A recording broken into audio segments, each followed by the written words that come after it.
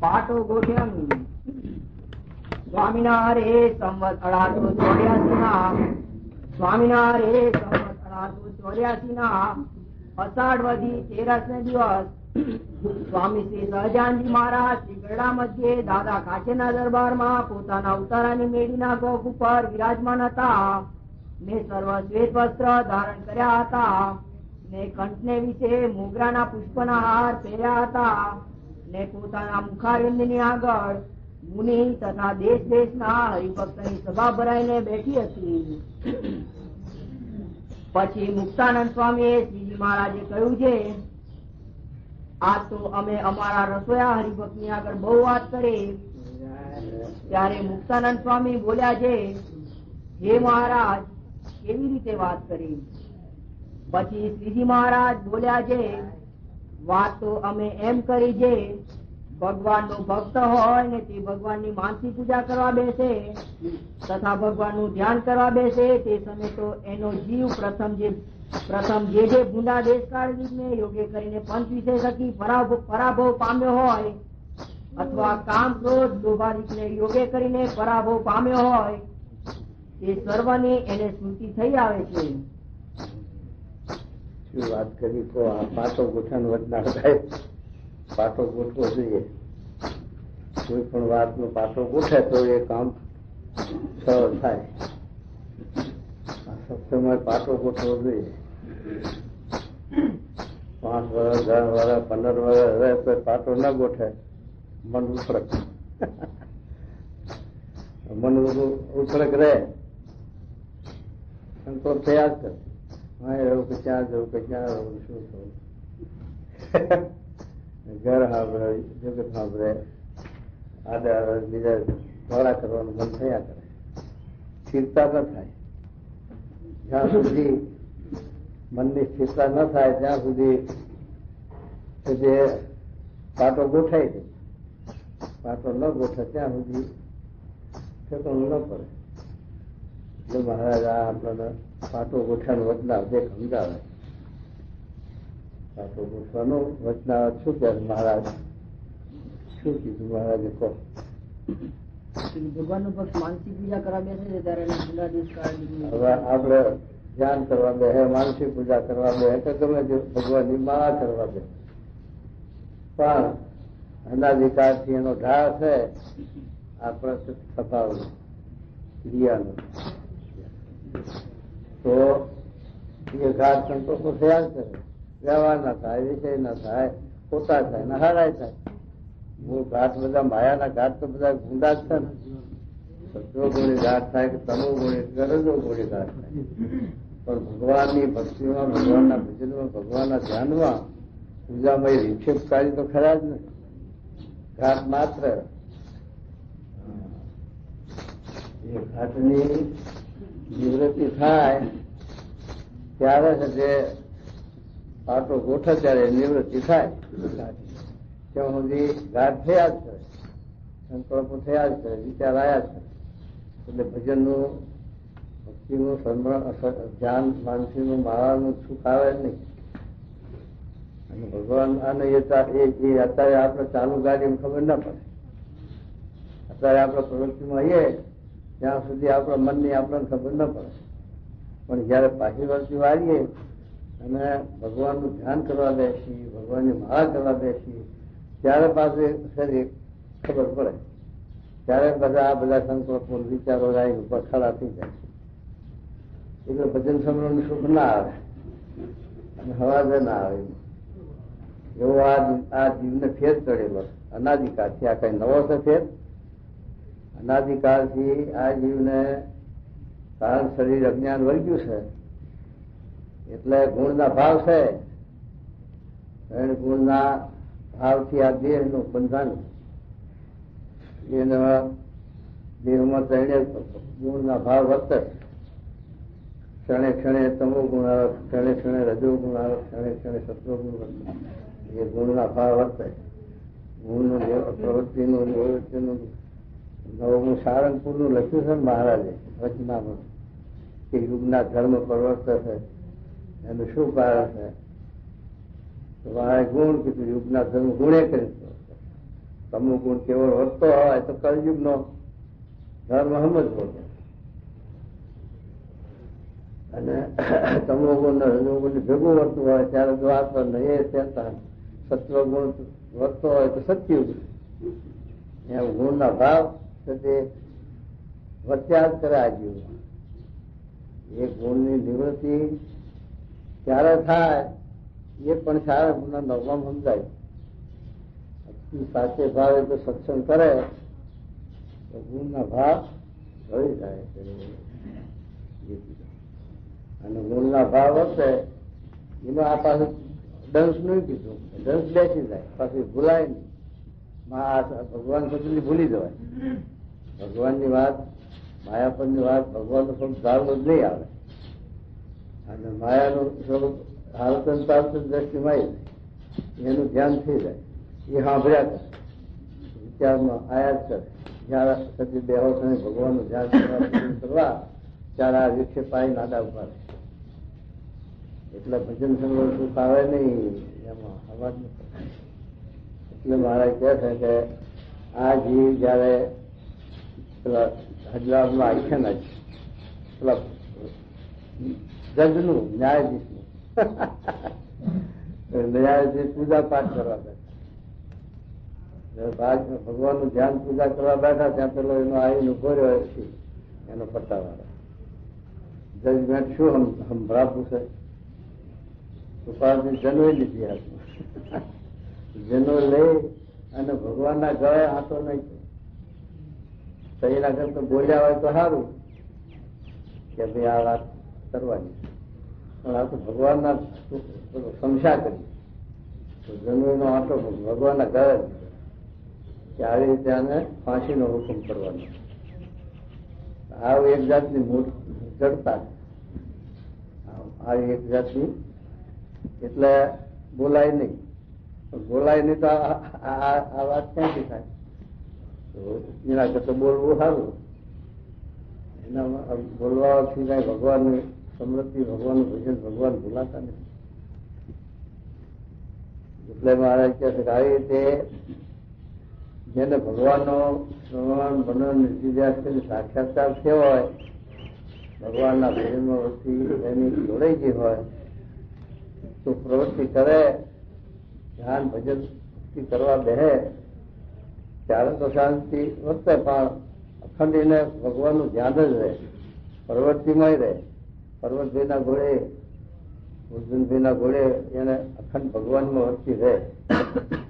એમાં એનું સાક્ષાત્કાર થવો જોઈએ શ્રવણ મનન વિદ્યાર્થી.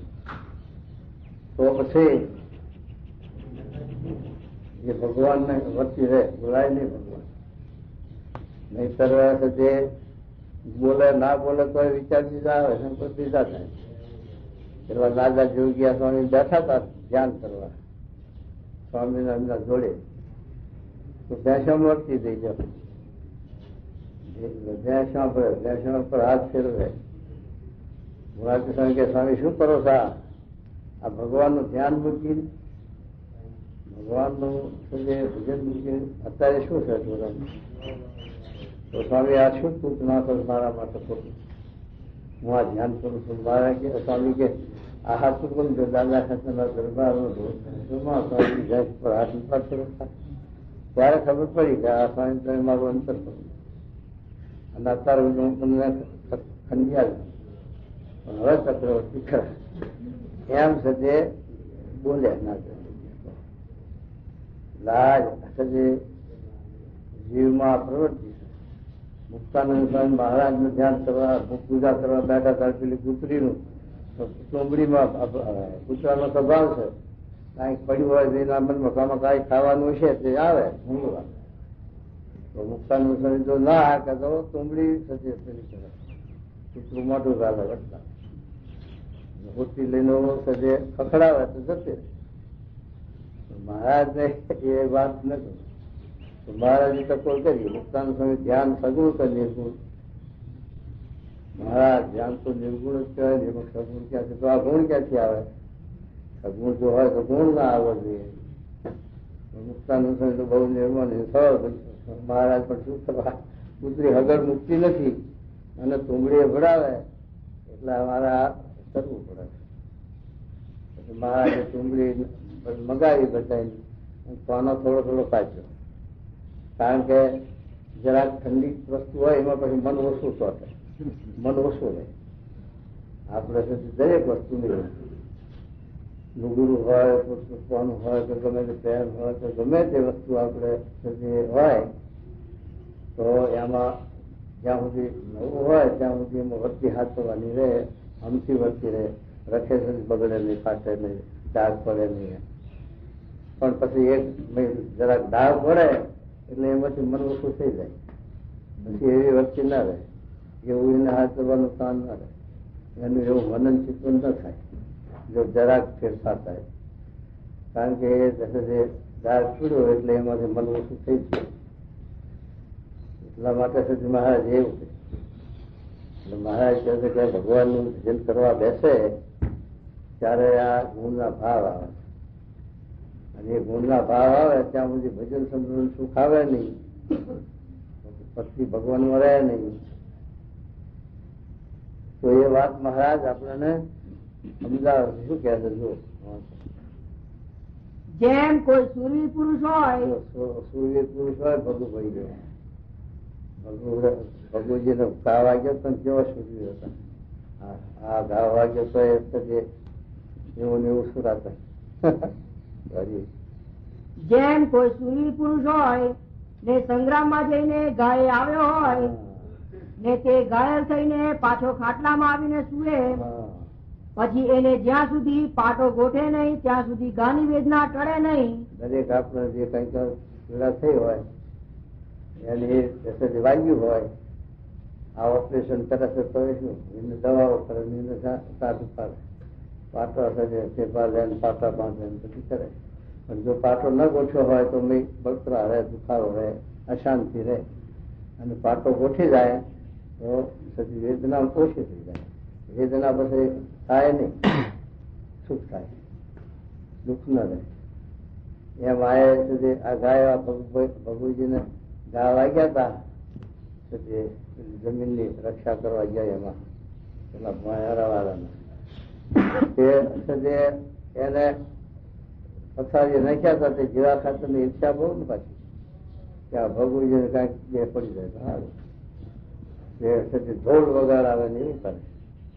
તો ભગુજી સૂરવીર એટલે પાન ચડી જાય એટલે પથારી બેઠા થઈ જાય.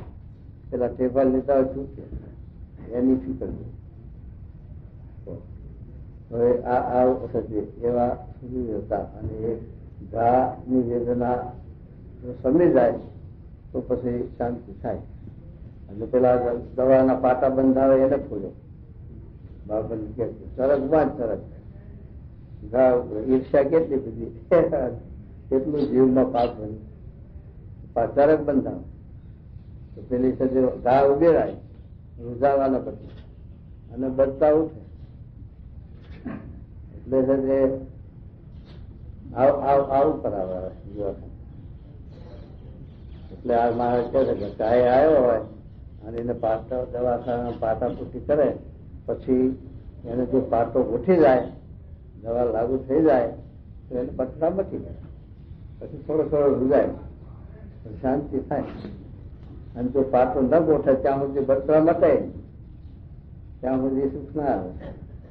એમ આયા આપણને જ્યાં સુધી આ જે આ વેદના છે ને પંચ વિષયની, એના એવા ઘા વાગેલા છે એ બહુ કાઢવા બહુ ટાળવા કઠિન છે. એ ટળ્યા વગર સુખ શાંતિ કોઈ દિવસ ના આવે. એમાં ભગવાનનો વસ્તી ના આવે, ભગવાનનું સુખ ના આવે, ભગવાનનો ભક્તિનો ભજનનો અવાજ ના આવે. એ વસ્તી આપણી બધી બહાર ફેલાયા છે. એટલા માટે મહારાજ કે પાછી વસ્તી વાળવાની, અને પાછી વસ્તી વાળીને એમાં આપણી મહારાજે આ ભક્તિ નવ પ્રકારની આ ભક્તિ માર્ગ ચલાવ્યો છે.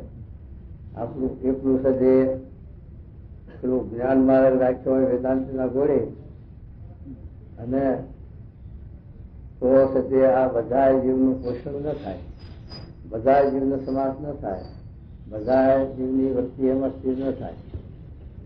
આપણે છે તે ગામની અંદર તે શાળા ન કરી હોય, હાઈસ્કૂલ ન કરી હોય અને સરકારી સીધી કોલેજ ખોલીએ તો એમાં પણ ગામમાંથી દાખલ થાય, પણ એમાં હાજર નામ નોંધાવે અને ભણવા આવે. કારણ કે હજુ એકડો ગુંચતા આવે કોલેજ આપણે ખોલીએ તો એ છે તે જીવને એમાં દાખલ થવાનો વારો નહીં. એ તો પહેલી સ્કૂલ હાઈસ્કૂલ પછી એમ કરતા કરતે કોલેજ.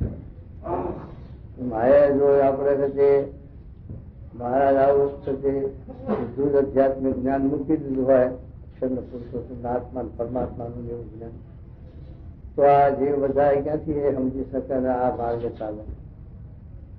પણ ભગવાને એવી કળા કરી કે જીવ પ્રાણી માત્ર ને પોષણ થાય એવી જ આ સ્કૂલ ખોલી, એકડો ઘૂંટાવ કરે.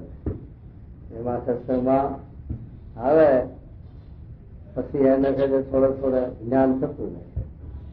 પેલું છે તે વિવેક આવે સતનો, પછી સ્વામી કે વિમોક આવે, પછી વૈરાગ આવે, ધર્મ આવે, ભક્તિ આવે.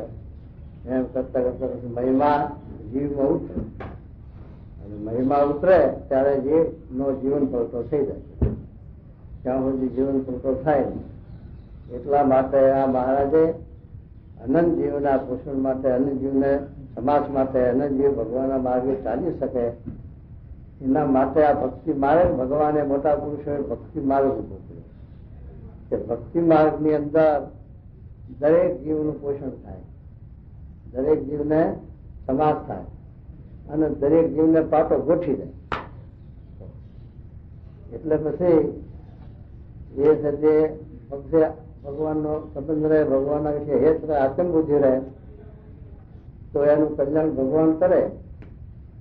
પછી જેવી શ્રદ્ધાવાન લપતે જ્ઞાનમ તત્વ, શ્રદ્ધાવાન પુરુષ હોય તો છે તે એને વધારે જલ્દી સાથે સાધનની સમાપ્તિ આવે. કોઈ અભ્યાસ કરે છે 12 મહિનામાં 2 ચોપડીઓ કરે એવા યાદ શક્તિ વાળા એવા બધા હોય છે તો શરૂઆતમાં બધું ધોરણ કરી નાખે અને જલ્દી સાથે મેટ્રિકમાં આવી જાય, કોલેજમાં દાખલ. અને કેટલા છે એવા નિહાળ્યા હોય, યાદ શક્તિ ના હોય, પુરુષ પદ એનો મંદ હોય, 12 વર્ષથી વાળો હોય તો એને પછી અત્યારે ધોરણમાં 2 વર્ષ રહેવું પડે અને લાંબો ટાઈમે જાય. અમારા સુનીલાલ જો હાથ પર હાથ પરીક્ષા નાપાસ મેટ્રિકની તો પછી થાય ગયા બજારે શું કરે. એવું એમાં આયા એવું છે આ બ્રહ્મ વિદ્યાની કોલેજમાં એવું છે કે આ એકદમ છે આપણે બ્રહ્મરૂપ થઈ ન જવાય. અક્ષરરૂપ થઈને પુરુષોત્તમની ભક્તિ કરવી છે તો એકદમ જીવને એ જ્ઞાન થાય નહીં. પણ આ જે આ ભગવાને આ ભક્તિ માર્ગ ચલાવ્યો એમાં સુધી જીવ આવે એટલે પછી એને જે ભક્તિનો પાતો ગોઠવે. શ્રવણ, કીર્તન, વિષ્ણુ સુબ્રમણ, પાદ, એ બધા 9 ભક્તિ લખી. એમાં તે કથા વાર્તા કરી, કથા વાર્તા મનની વસ્તુ સુચાડવી એ સાથે વર્તીને બહુ કઠણ પડે. કારણ કે એને એ ધાર નથી પાડ્યો, એ અંગ નથી પાડ્યું. એટલા માટે આ બધી ભક્તિ માર્ગ ચલાવે તો જો હળવું પોષણ થાય.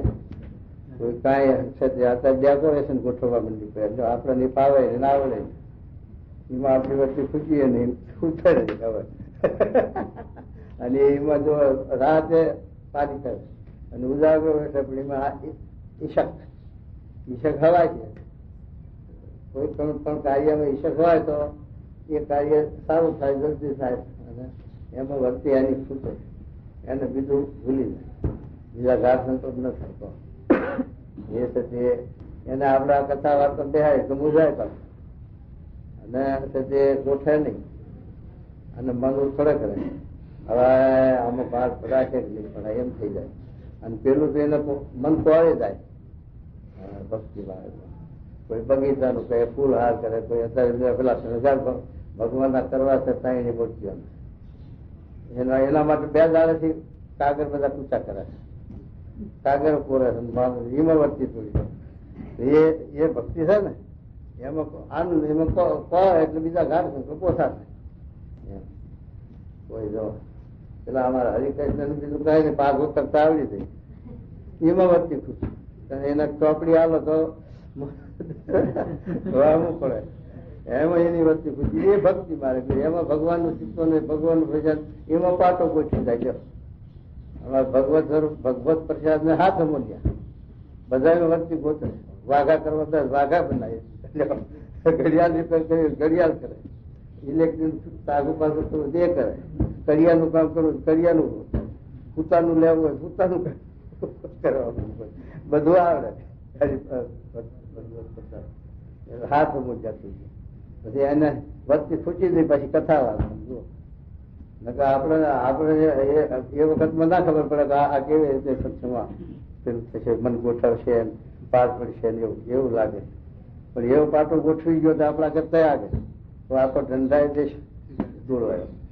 અને કથા વાર્તા કરે બધા હરિભક્તો નહીં આગ્રહ ત્યાં ભગવત પ્રસાદ ને મોકલો અમારા સપ્તાહ કરીએ ત્યાં મારે માગણી કરે. હજુ એક ગોઠવી ગયો પાટો એ હાલી કાઢી એમાં પછી એમ પાટો ગોઠી જાય તારે પછી સંકલ્પો વિચારો બધા બેસી જાય અને ભગવાનની ભક્તિનું સુખ આવે. એટલે સુખ આવે નહીં એમ આપણે આ પાટો ગોઠવી દેવાની વાત છે. તો પછી આપણે જગત ભૂલાય. પાટો ન ગોઠે ત્યાં સુધી જેના સંબંધ જે પંચ વિષય જગતના સાંભળ્યા કરે અને એનું ચિંતન થયા કરે, એનું મનન થયા કરે. તો પછી ભગવાનનું ભજન ક્યાંથી શક્તિ થાય અને ક્યારે આપણો સાંભળો ડગે પડે એ ભર ખબર ના રહે. સાંભળો ડગી જાય. જ્યાં સુધી આપણી વચ્ચે ન ખુશી હોય, મન ન ખુશી હોય ત્યાં સુધી ધક્કો લાગી જાય. વચ્ચે આપણી ધોતી ખુશી હોય પછી એમાં આપણને સજે ત્યારે આપણું મન એમાં હોય એટલે પછી બીજો સાત સંકલ્પ મૂકી જાય ને પછી આપણને પડવા વખત સંકલ્પ બીજા ન થાય, પડવાના ભાગવાના જેવા. તો એ મહારાજ શું કહે છે, જો ઘાય આવ્યો હોય અને પછી એને દવા લાગુ થાય, પાટો બાંધે હોય ડાક્ટર, પછી એને એ વેદના ઓછી થઈ જાય અને ઓછી વેદના થાય ત્યારે સમજો પાટો ઓછો દવા લાગુ થઈ અને પછી મટવાનો સંભવ કે હવે ઘા રૂજી જશે 2-4 જણા મને મટી જશે. અને પેલું છે જે ભરો નહીં જ્યાં સુધી આયા. જો આપણે આટલા વખતથી ભગવાનના સ્વામી મહારાજ સ્વામીના સંબંધમાં આપણે આવ્યા અને જ્યાં સુધી પાટો ન ગોઠવો હોય ત્યાં સુધી આપણો અજબ પાયો કહેવાય. પાટો ગોઠાય ત્યારે આપણો પાયો પાકો થાય અને સ્થિરતા આવે. એના માટે મહારાજ હવે શું કહેજો, જેમ કોઈ સુરવીર પુરુષ હોય ને સંગ્રામમાં જઈને ગાય આવ્યો હોય ને તે ઘાયલ થઈને પાછો ખાટલામાં આવીને સુએ પછી એને જ્યાં સુધી પાટો ગોઠે નહીં ત્યાં સુધી ગાની વેદના ટળે નહીં ને નિંદ્રા પણ આવે નહીં. પાટો પીડા થતી હોય પછી ઊંઘ છે નહીં આવે. એટલે એમ આપણે ભગવાનના જગતના ઘાટ સંકલ્પો થતા હોય ને આપણી વચ્ચે ભગવાનનું ક્યાંથી પૂછે, ભગવાનમાં મનની સ્થિરતા ક્યાંથી આવે તો એ ના આવે. આટલા વર્ષ આપણે સત્સંગમાં રહીને પણ આ છે મન સડક થાય છે, ભાગી જાય છે, ત્યારે પાટો ગોઠેલો જ નથી. એને પાટો ગોઠ્યો તે દશા આવે નહીં. એમ જે આપણે સત્સંગમાંથી પડી જવાય છે, હરિભક્તો હોય, ત્યાગી હોય, 2 વર્ષ 5 વર્ષ 25 વર્ષ રહે સત્સંગમાં તો પણ એ ભગવાનનો મહિમા જેમ છે જીવમાં ઉતરે સત્પુરુષનો વિશે આત્મબુદ્ધિ એક ન થાય અને સત્પુરુષનો જેમ છે મહિમા ન સમજાય અને ત્યાં સુધી આ ઘાટ સંકલ્પોના મન સત્સંગમાં ચોટે નહીં ત્યાં સુધી ઉછળક મન રહે ત્યાં સુધી ગમે ત્યારે દેહ મૂકીને પણ ધક્કો લાગવો નથી. મહારાજ કે દેહ સતત ધક્કો લાગે 2 વર્ષે 5 વર્ષે 25 વર્ષે સત્સંગમાંથી પડી જાય અને એનું સાથે જીવનું પાછું ચોરા છે ગોઠા થાય જો પાછો ના ગોઠા. માટે એ સાથે આ મહારાજ શું કહેવું ને જયારે પાટો ગોઠે ત્યારે ગાની પીડા ટળી જાય ને નિંદ્રા પણ આવે. તેમ ગુંડા દેશ કાળ સંગ ને ક્રિયા એને યોગ્ય કરીને જીવને પંચ વિષયના જે ઘા લાગ્યા છે તે જયારે નવદા ભક્તિ માં જે ભક્તિ કરતા થતા એ પંચ વિષયના ઘાની પીડા ન રહે. શબ્દ ના મારે મરી ગયા, શબ્દ છોડ્યા રાજ, જેને શબ્દ વિચાર્યા એના સજ્યા કાજ. શબ્દ ઉપર બધું તણતર છે. આ બધું એ તણતર શબ્દ ઉપર જ છે ને. બીજું આપડે કઈ અંદર દેખાય શબ્દ. તું જીવ છો એ શબ્દ, તું બ્રહ્મ છો એ શબ્દ. પણ જીવ મન બ્રહ્મ કેટલો ફેર થાય એ ક્યારે સમજાય? એમ શબ્દ સ્પર્શ એના ગાવા ગયા એને રહીને વર્તી તોટે નહીં ભગવાન.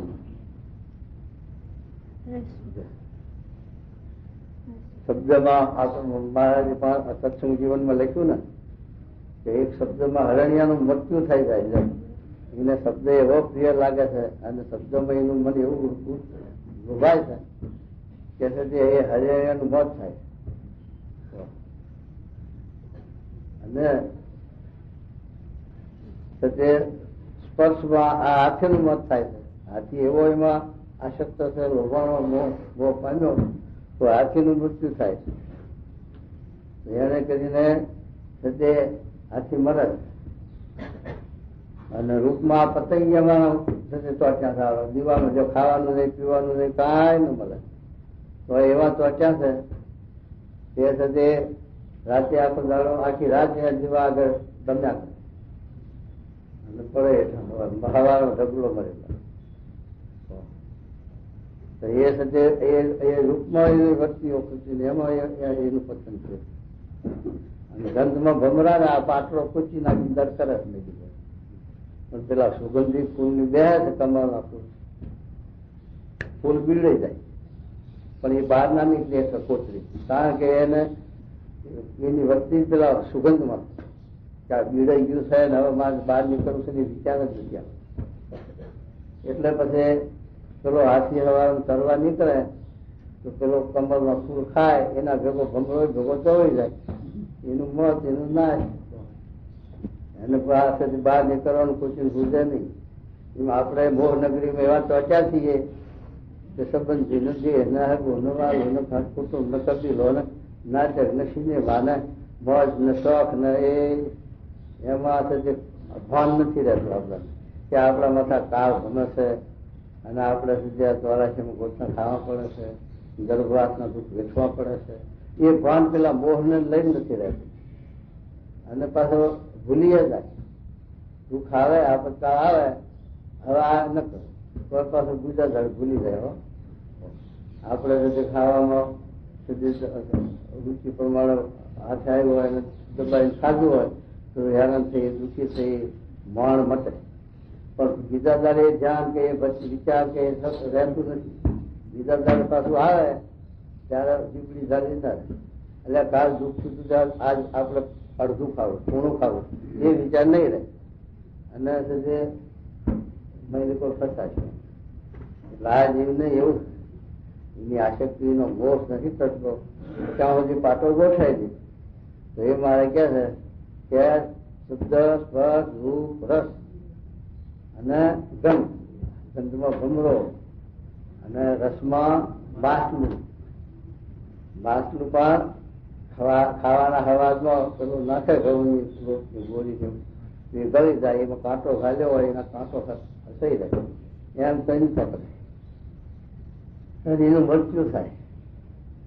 એમ છે મહારાજે એ સત્સંગ જીવનમાં 5 નો આખ્યાન આપ્યા અને આ 5 વર્તમાન છે નિર્લોભ, નિસ્વાર્થ, નિર્માણ, નિષ્કામ એનો 5 વર્તમાન એને 5 આખ્યાન આપ્યા. નિર્લોભ નું 5 વખત આખ્યાન આપ્યું નંદરાજા. એને આખી દુનિયાનું ધન ભેગું કર્યું કમો તે મત એને છે એમાં સુખ ના આવ્યું એવો લોભ છે. લોભ ખોટો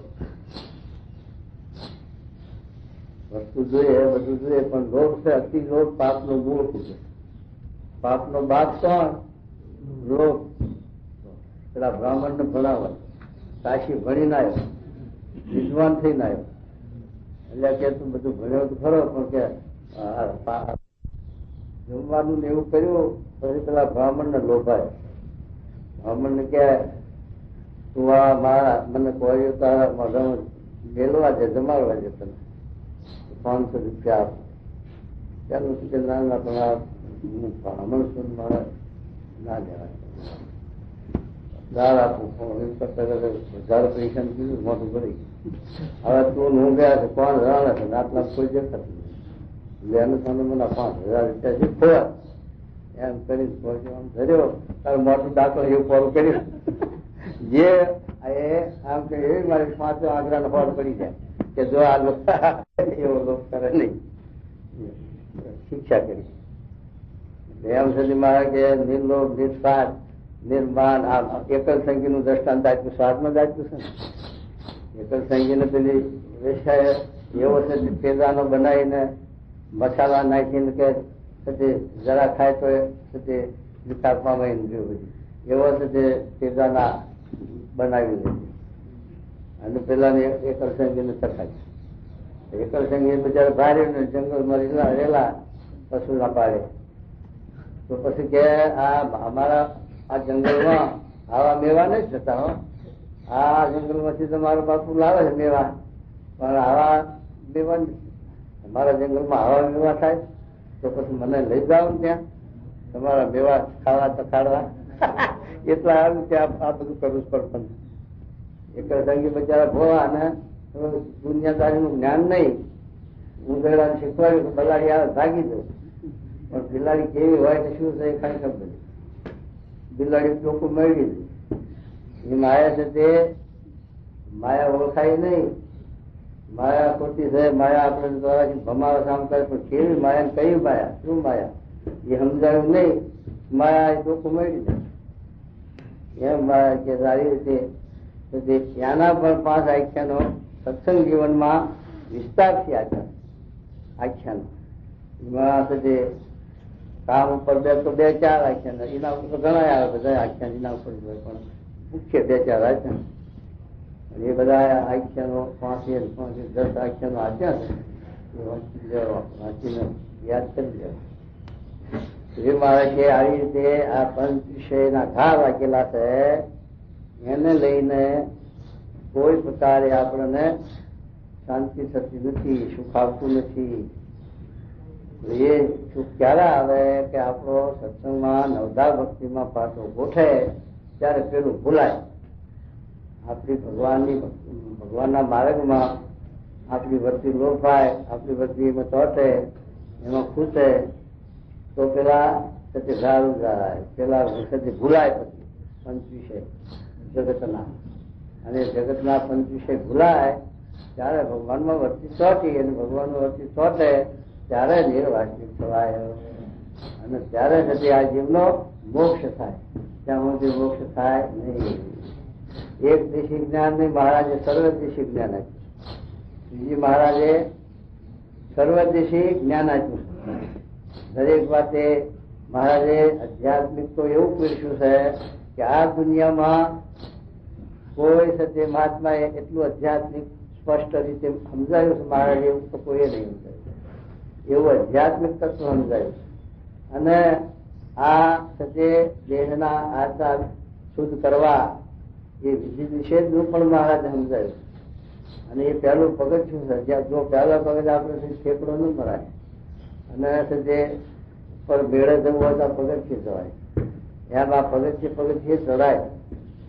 એમ છતાં આ પહેલું મહારાજ ગુણાથી સ્વામી લખી ગયા કે પેલા મુમુક્ષુ સત્સંગમાં આવે એને પહેલી ધર્મની વાત છે. ધર્મનો પાયો કાચો હશે તો ખરા ઉનાળે ઘર હેઠું પડશે. ધર્મનો જૈન પાપનો ક્ષય માટે એ મહારાજે પહેલું ધર્મનું શુદ્ધિકરણ મૂક્યું છે. તો એ અને દેહનો આચાર છે, ઇન્દ્રિયોનો આચાર, એ ધર્મનું એના જીવમાં ઊંઘ ચડી જાય, એનું અંગ બંધ થઈ જાય, પછી એને આગળ થતી પાયો હાલે. પછી વૈરાગનું એને આવે. વૈરાગ આ બધી પ્રકૃતિનું કાર્ય સપના પુરુષ છે, નાશવંત છે, દુઃખરૂપ છે, ક્ષણિક છે, આત્મા સત છે, ભગવાન સાચા છે, એ બાબતનું પછી એને સજા જતા વૈરાગ. પછી આત્મનિષ્ઠાનું જ્ઞાન આવે કે આત્મા તો છે ભેદ અજરનો છે, એના સાથે રાત જાત વર્ણ આશ્રમ ગામ દેશ કાંઈ છે નહીં. અને એ આત્મા એક તારું સાચું સ્વરૂપ છે. અને આ દેહ તો મિથ્યાનો છે. દેહ તો એવા લખો કરોડો ધર્યા એટલે એ દેહના ભાવ ખોટા સપના જેવા. દેહને અનાજ વર્ણ આશ્રમ ભાવ પણ ઘર પણ જોવાની ભૂખ તરસ માન અપમાન દેહના ભાવ. આત્મા નિયમનું કાંઈ છે. એ રીતે પછી એના આત્મજ્ઞાન સમજાવાય અને પછી એના ભક્તિ માર્ગ ભગવાનનો મહિમા સમજાવાય. પછી માધ્યમ છે એ ભગવાન આ ચાર ધર્મ જ્ઞાન દ્વારા ભક્તિને મજબૂત થાય પાયા પછી એના માધ્યમ રૂપી છે તે રસ વિરસ એ મહિમા છે. એ પછી એને પચે અને એ મહિમા એ કરીને આ જીવ સાથે પાટો ગોઠી જાય છે અને જગત ભૂલાય છે અને આ જીવનો મોક્ષ થાય, કલ્યાણ થાય. ત્યાં સુધી કલ્યાણ અધૂરું રહી જાય. જ્યાં સુધી આપણે આ પાટો ન ગોઠે મોહ ન કરે જગત નો, ત્યાં સુધી ઉથળક પાયો અધળ પાયો. શું કે નવધા ભક્તિ માની જે ભક્તિ કરતા થકા એ પંચવિષયના ગાની પીડા ન રહે ને પંચવિષયનું સ્મરણ ન થાય એ જ એને પાટો ગોઠ્યો જાણવો. એને આ લગ્ન લાગી જાય 24 કલાક. જેને અંગ હોય, ભક્તિનું અંગ હોય, આ સેવાનું અંગ હોય, કોઈને કથા વાર્તાનું અંગ હોય, કોઈને જેવું બધું અંગ છે વિષ્ણુ એ નવ ભક્તિ છે એમાંથી જે ભક્તિ જેને અનુકૂળ. કોઈને જે આ કીર્તન ભજન ભક્તિમાં ભક્તિ ચોટી જાય તો 24 કલાક એનું ચિત્ત મનન એનું રટન લાગે. અને કોઈને આ સેવાનું અંગ હોય તો સેવામાં રટન લાગે, 24 કલાક સેવા કર્યા. અને કથા વાર્તાનું અંગ હોય તો એ કથા વાર્તાનું એવું કર્યા જ કરે. એને એના હિંમત પણ પછી અપરમાન ના આવે. આવી રીતે નવધા ભક્તિમાંથી જે ભક્તિમાં એનું મન ખૂટે એમાં એને સાથે આસક્તિ થાય. એમાં આસક્તિ થાય એટલે આ જગત ની આસક્તિ મોરી પડે, જગત ભૂલાય. એમ કરીને પછી જગત ભૂલાય એટલે પછી એની વેદના જગત નો આપડે ઘાટ સંતોષ ન થાય એટલે એનું દુઃખ આપણે ન થાય. એમાં શાંતિ આપણે નષ્ટ કરવાની. એટલા માટે મારે કે નવધા ભક્તિ માંથી જે ભક્તિ જેને મુખ્ય છે તે ભક્તિ ચોટે ભગવાનમાં એ ભક્તિ એને પ્રધાન. અને એ ભક્તિ માંથી જે પ્રધાન ભક્તિ થઈ એમાં મનની વચ્ચે ખૂટે એટલે એને ઘર ના સાંભળે, પછી વ્યવહાર ના સાંભળે, પછી જગત ના સાંભળે, જગતના ઘાટ સંકલ્પો વિરામ પામી જાય. એમ મહારાજ કે આવી રીતે જો નવધા ભક્તિમાં મન ખૂટાવે તો આ મન સારા કરતું મટી જાય. તો મહારાજે તે મનને જીતવાની વાત કરી. 4 પ્રકારનું સ્વામી વાત કરી છે કે જીવનો સત્સંગ, દેહનો સત્સંગ, ઇન્દ્રિયોનો સત્સંગ અને અંતઃકરણનો સત્સંગ અને જીવનો સત્સંગ. આ જીવનો સત્સંગ જુદો, આ દેહનો સત્સંગ છે એને નાવું ધોવું કંઠી તિલક નાવો એ બધું દેહનો સત્સંગ છે. અને આ દેહને નાયા વગર ગંધાય, પશુ વળે અને ચામડીનો રોગ થાય અને નવરાજાને પેટો કળજુગ પાણી પૂરી રહીમાં તો આપણે આખું શરીર પૂરું હોય તો કળજુગનો પ્રવેશ થાય. માટે નાવું દેહની શુદ્ધિ માટે જોઈએ તો જ આ દેવની સેવા કરવાને આપણે જોડાવાય. એટલે મારે કે દેહને કેટલા કન્યાની મહાત્માઓ કહે ને જ્ઞાન ગંગામાં નહીં નાખ્યું. જ્ઞાન ગંગામાં નાયા તો હાથું, પણ પછી પાણી પીવાનું માંગ્યું તો જ્ઞાન ગંગામાં પી જવું દેખો બા તો પછી ચાલે ને? ના ચાલે. જે જ્ઞાન ગંગામાં પાણી પીવાનું ના ચાલે તો મોટું પાણી જોઈએ. જ્ઞાન ગંગામાં નહીં લે તો ચાલે, પણ દેહની શુદ્ધિ પહેલી જોઈએ. પછી ઇન્દ્રિયોની શુદ્ધિ જુદી પાછી. નાયાથી ઇન્દ્રિયોની શુદ્ધિ ન થાય, નાળાથી ઇન્દ્રિયોની શુદ્ધિ ન થાય, પણ એ ઇન્દ્રિયોના નિયમ પાડે. આંખે કરીને જે ન જોવા ઘટવું એ ન જોવું, નકર વિકાર થાય. સ્ત્રીના મોઢા જોવા, નાટક સિનેમા જોવું, ભાન ભવી જોવું કે બાલી વાતાવરણ જોવું, એમાં એના ચિત્તન એના ઘાટ એના સંકલ્પ થાય. માટે એ આંખે કરીને નિયમ પાડવો પડે. ભગવાનના દર્શન, ભગવાનના ભક્તોના દર્શન અને એ દર્શન કરવા. કાને કરીને શબ્દ સાંભળવું, ભગવાનના ભક્તના ગુણ, કથા વાર્તા એ સાંભળવું. જગતના પેલા રેડિયા ને રેકડો ને એવું સાંભળવા જાય, જગતના નાટકના કીર્તનો ભજનો, ચાલીનું અંતઃકરણ ઉજેરી જ જાય, દેખીતું છે એમાં અને પતન થાય. એટલે મારે કે દેહની શુદ્ધિ પાણીથી થાય, ઇન્દ્રિયોની શુદ્ધિ નિયમ પાળવાથી થાય, અને મનની શુદ્ધિ નવદા ભક્તિથી થાય. મનની શુદ્ધિ છે એ ભગવાનના સત્પુરુષના જે કાર્ય લીલા ચરિત્ર એમાં સંભાળે, અને આત્માની શુદ્ધિ આત્માના સ્વરૂપનું જ્ઞાન. આત્મા કેવો છે એ ગીતાનો બીજો અધ્યાય લખીને કૃષ્ણ ભગવાન અર્જુન સમજાવ્યું છે, અને દરેક શાસ્ત્રમાં અધ્યાય વાત મૂકી છે કે આત્મા ન્યારો છે, આ દેહ જુદો, એ આત્માથી આ દેહ જુદો છે, અને એ દેહના ભાવ એક દેહમાં આત્મામાં આવતા નથી, અને આત્માના જે ભાવ છે, આત્માના ગુણ છે, દેહમાં નથી આવતા. દેહના ભાવ પણ ઘર પણ જુવાની મરવું જન્મવું આ દેહના ભાવ છે એ કઈ આત્મામાં આવવાના છે. અને આત્માના ભાવ હશે તો ભેદ અગર કપાય નહીં, હળે નહીં, બળે નહીં, એને જન્મ મરણ નહીં, એને કાંઈ થશે ના જાત દેશ કામ નથી. આત્મા ચૈતન છે, સુખરૂપ છે, અને એ સ્થિર છે, અસ્થિર થાય નહીં. એવો જે આત્મા એ પોતાનું સ્વરૂપ છે, એ હું છું. એમ જયારે આત્માને આ એના સ્વરૂપનું ભાન થાય, સનાતન જે સચ્ચિદાનંદ બ્રહ્મ ગુણાતીત એ મારું સ્વરૂપ છે, એમ જયારે એને એના ભાન થાય ત્યારે એ શુદ્ધ થાય. એને નવરાથી એ શુદ્ધ નહીં થાય, નિયમ પાળવાથી એ શુદ્ધ નહીં થાય, અને નવરા ભક્તિ એ પણ એ પગથિયું છે, એ કરવાનું પગથિયું છે. આત્મા સીધો તમે શુદ્ધ કરવા જશો તો નહીં થાય, કારણ કે તમે સીધા કોલેજમાં જશો તો એ કોલેજનું જ્ઞાન નહીં તમને આવે. તમે પહેલા સાથે સ્કૂલમાં જશો અને એકલા ભૂલશો, અને જયારે પછી ભણતર ભણતર એસએસસી થશો ત્યારે કોલેજમાં દાખલ થવાના લાયક છે.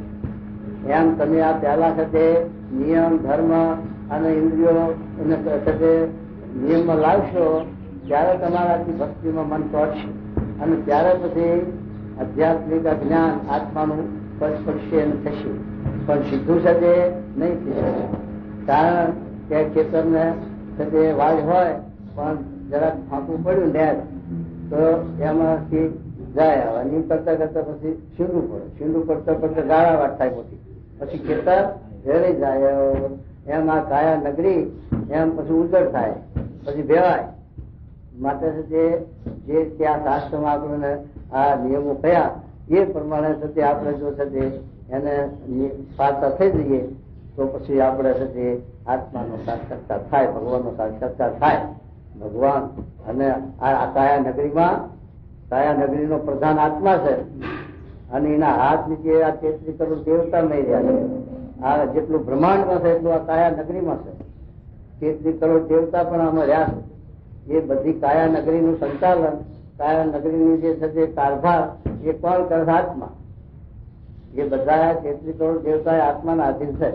આત્મા જો કાયા નગરીમાંથી જાય તો બધા દેવતા હાલ્યા જાય, અને એકલો દેવતા જાય તો કાયા નગરી ઉજળ ન થાય.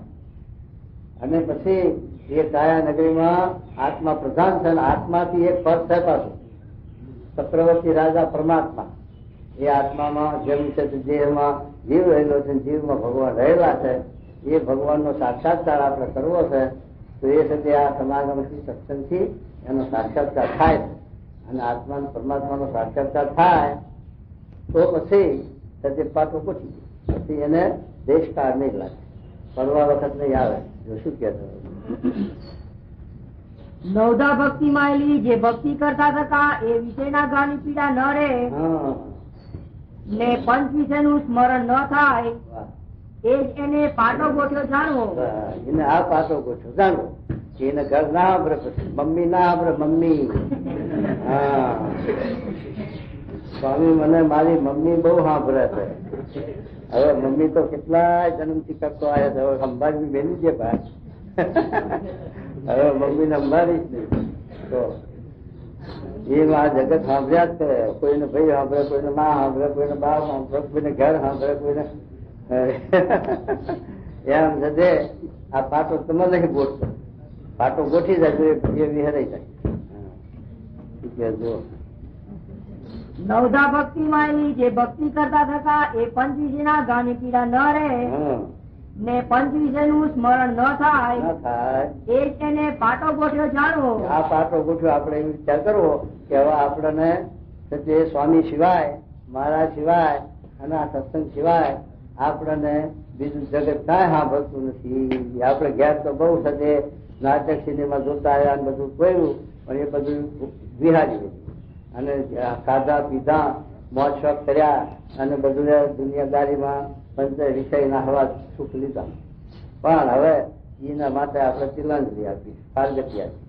તો હવે એ આપણને સાંભળતું નથી અને એનું ચિંતન કે મનન થતું નથી. ત્યારે એમ જાણવું કે આપણે હવે પાટો ગોઠવો, અને પાટો ગોઠવો તો ભગવાનનું, સત્સંગનું, કથા વાર્તાનું બધું સુખ આવશે અને બધો એનો હવાજ આવશે. ને હવાજ આવે નહીં જ્યાં સુધી તે રોગ હોય ત્યાં સુધી હવાજ ના આવે. તાવ હોય તો ગમે તે રસોઈ હોય, ગમે તેવું ભોજન હોય તો પણ એમાં કડવું લાગે, એમાં હવાજ ના આવે. તો શું કહેજો માણસ? નવધા ભક્તિ માં જે ભક્તિ કરતા હતા એ પંચવિષય ના ગાની પીડા ન રહે ને પંચવિષય નું સ્મરણ ન થાય, એ જ એને પાટો ગોઠવો જાણવો, એ જ પાટો ગોઠવો જાણવો એમ કહેજો. અને એ જ એને ભજન સ્મરણ નું અંગ દ્રઢ જાણવું. એને ભજન સ્મરણ નું એ જ અંગ દ્રઢ જાણવું. કારણ કે અંગ બધા જુદા હોય મારે, અંગ અંગ ની વાત જુદી હોય.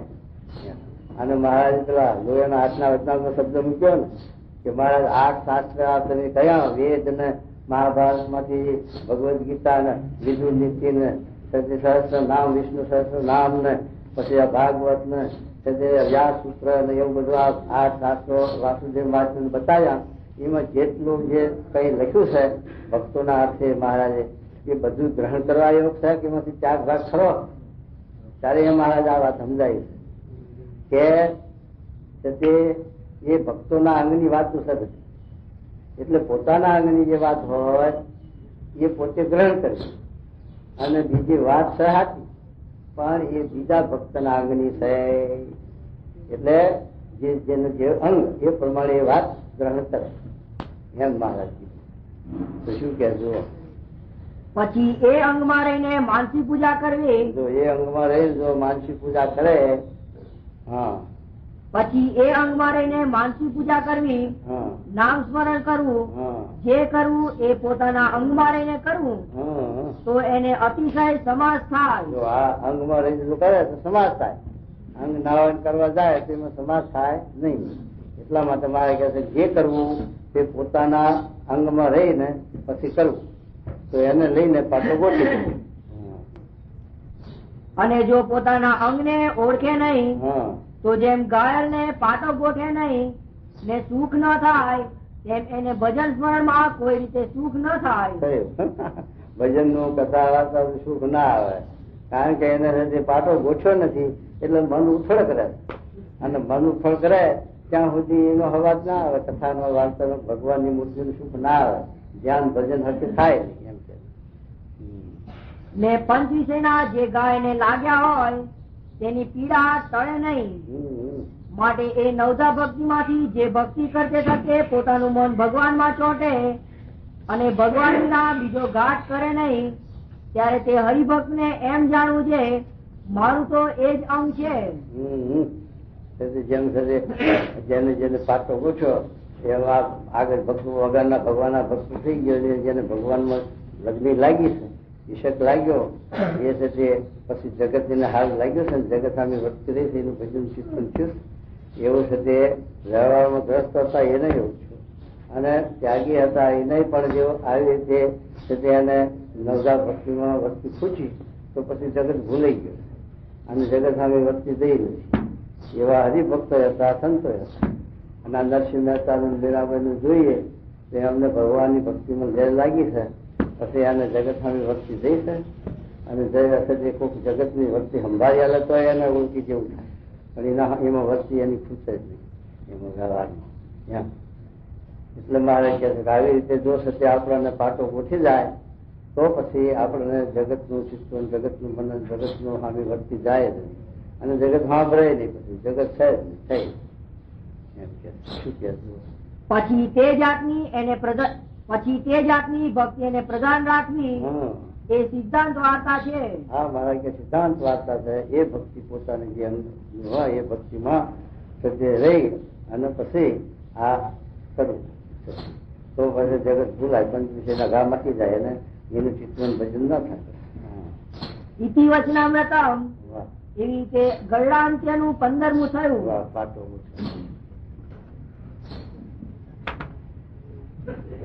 અરે વાહ. સ્વામિનારાયણ સ્વામીએ વાત કરી છે કેશવલાલ 6 ગઢ ઓળંગીને આવેલ છે, તેને જાજુ કહેવાતું નથી. તો ઘટ ગયા છે હવે હરી. હે? હા. અરે શું કહેવાય. પણ આ ઉનાવાળા વલ્લભજીને અહીં રાખવા છે, દેશકાળ છે તે આપણને આવ્યા નથી ત્યાં સુધી આપણે સારા છીએ. તે આચાર્યનું વેચ્યું ત્યારે થોડાક માણસનું માથું ન ફર્યું. બધાનું ફર્યું. શું ફર્યું છે માથું? બીજું શું લેવા દેવા માથું ફર્યું? પણ એવું કે આ બહાર ધક્કો કરે છે ને એવું મહારાજના વિષયમાં જ બહાર આવી જાય. કારણ કે 5 વખત લાંબા નંખાયા. કારણ કે મહારાજ રઘુવીરજી મહારાજ તે ભક્તરાજ હતા, અયોધ્યા પ્રસાદ સંબંધી હતા, પણ એને એટલી ભક્તિ નહીં, એવો મહિમા નહીં. અને એને આ અમદાવાદ દેશ આવે ત્યાંથી લાંબા નંખાવે, ન કર લાંબા રાજ નાખ્યા તો એ રઘુવીરજી મહારાજને વરસાદ આવી જાય દેશ દક્ષિણ.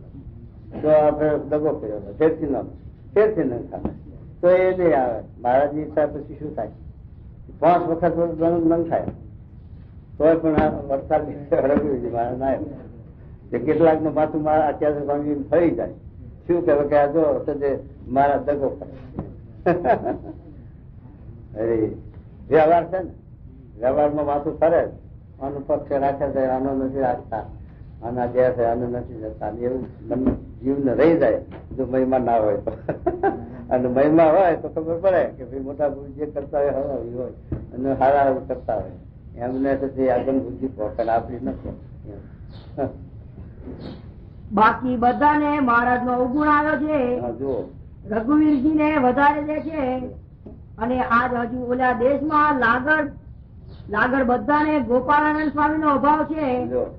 તે કે છે જે ઋષભદેવ પ્રજ્ઞા ત્યારે અરિહંત રાજા પ્રગટ થયો હતો, તેમ આજ ગોપાળાનંદ સ્વામી છે. એમ કહેનારા તો સર્વે ગુણે સંપન્ન હોય, પણ ગોપાળાનંદ સ્વામી નું વાંકું બોલીને ભૂત થયા છે. ગુણ વાળા હતા તો એવા મોટા પુરુષ નો દ્રોહ કરીને ભૂત થયા એમ કે તેની વાત સભામાં કહેવાય નહીં. એવાને એકાંતિકપણાની વાતો સમજાતી નથી. લાલા પાડે એવું જ છે તું ને. મહારાજ નું વરદાન હતું, મહારાજ ના પગ દાંતો મારે કે તું અહીં મારી સેવા કરી અક્ષરધામમાં મારી સેવામાં રાખી, આવો વરદાન. છતાં પણ આવું આદું આવ્યું છે ગોપાલ સ્વામી જીવન વ્યવહાર. એટલે એ વખતે એવા મોટા પુરુષ ના ગ્રોહે કરીને ભૂત સર્જ્યો ને ગંગા દરિયા કુવામાં ભૂત થયો. એ તો ગોપાલ સ્વામી દયા પાછા બદ્રિકાશ્રમમાં મોકલ્યો. જા બદ્રિકાશ્રમમાં તત્કાળ થોડું પછી